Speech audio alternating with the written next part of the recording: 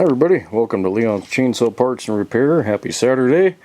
I was going to be cutting firewood today, but the rain kind of put an end to that, so I'll try going out tomorrow. Instead of the day, I focused on some backlog of saws here in the shop. This is a Homelite Super XL sent to me by Bob from New Jersey, and I've got to say, Bob, I feel bad for you.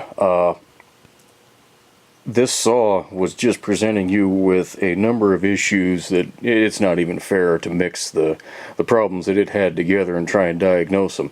The good news is the piston and cylinder are fine. That little bit of very, very minor scoring that you saw was just carbon scoring, and the piston rings are in such good shape that you can still see the sealing ridges on them. So that cylinder and piston do not need to be changed out. I put a compression tester on this thing and it blew 150 cold. So it runs great. That's the really good news. Or at least it does now.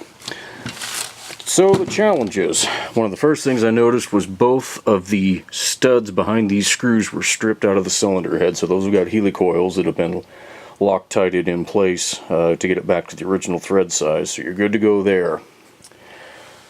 Had intermittent spark, and as much as you fought with this thing, with the Nova, it pains me to say that. I even tried moving the module to the upper side here because I've had better luck with that, but at the end I had no spark.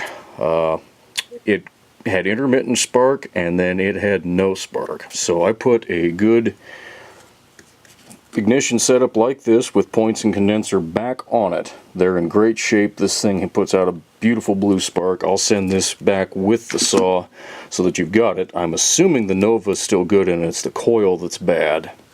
Just assuming. Next problem. So you had a problem on the ignition side. One of the next things we were facing was the carburetor gasket. See how it's bowed?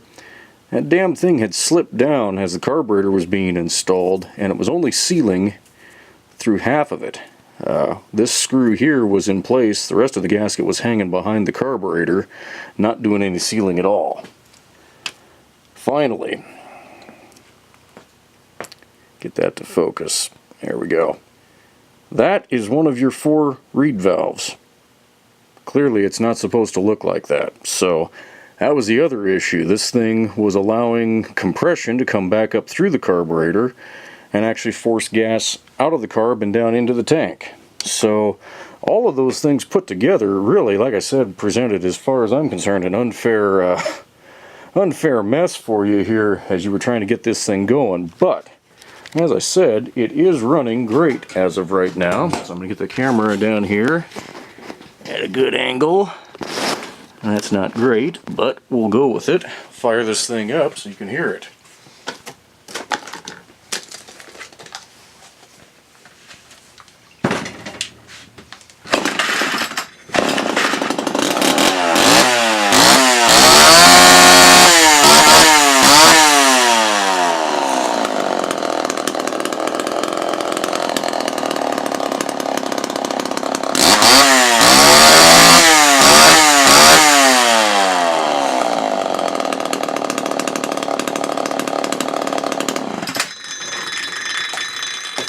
So Bob, as you can see, this thing is running pretty darn good. I'll probably fine-tune the carb just a tiny bit more, just to make sure everything's nice and running clean. I'll get this boxed back up and we'll get her sent back to you.